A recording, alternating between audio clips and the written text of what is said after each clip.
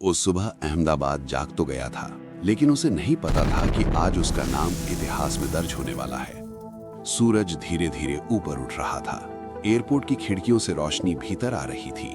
लोग हंसते हुए, मोबाइल पर बातें करते हुए अपने अपने सफर की तैयारी में थे।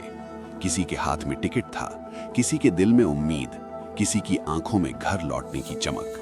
तभी रनवे पर एक विशाल विमान खड़ा था, शांत, शक्तिशाली, जैसे उसे खुद भी अंदाजा ना हो कि ये उसकी आखिरी सुबह है। लंदन जाने वाली फ्लाइट के यात्रियों से निवेदन है, कृपया अपने बोर्डिंग गेट की तरफ बढ़ें।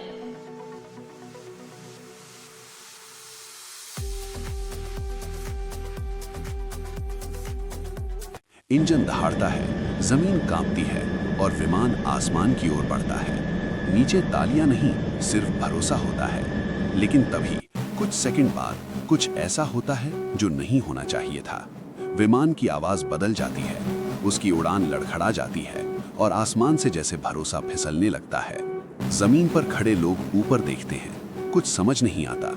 फिर अचानक एक जोरदार धमाका, आग, धुआं, चीखें। मेघानी नगर की इमारतें कांप उठती हैं। बीजे मेडिकल कॉलेज का हॉस्टल आग की लपटों में घिर जाता है और कुछ ही पलों में सब कुछ बदल जाता है। जहां किताबें थीं, वहां मलबा है। जहां सपने थे, वहां राख है। सायरन गूंजते हैं, फायर ब्रिगेड दौड़ती है, एम्बुलेंस की आवाजें हवा को चीर देती हैं। आग इतनी भयानक होती है कि इंसान भी डर जाए, मशीनें भी पीछे हट जाएं। रेस्क्यू टीम मलबे में उतरती है, हर आवाज पर रुकती है, हर हलचल पर उम्मीद करती है, लेकिन ज्यादातर जगह सिर्फ खामोशी मिलती है। अस्पतालों में डॉक्टर बिना घड़ी देखे काम करते हैं, हाथ कांपते हैं लेकिन रुकते नहीं। धीरे धीरे सच सामने आता है।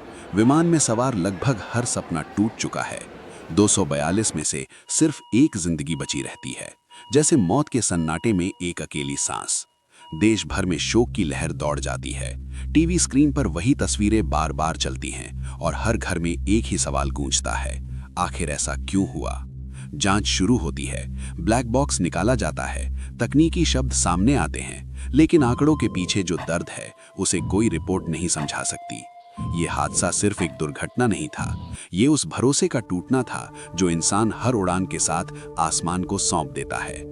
आज भी जब उस इलाके से कोई गुजरता है तो उसे आग नहीं दिखती, धुआं नहीं दिखता, लेकिन हवा में कुछ अधूरा सा महसूस होता है। क्योंकि कुछ कहानियां खत्म नहीं होती, वो सिर्फ इतिहास बन जाती हैं।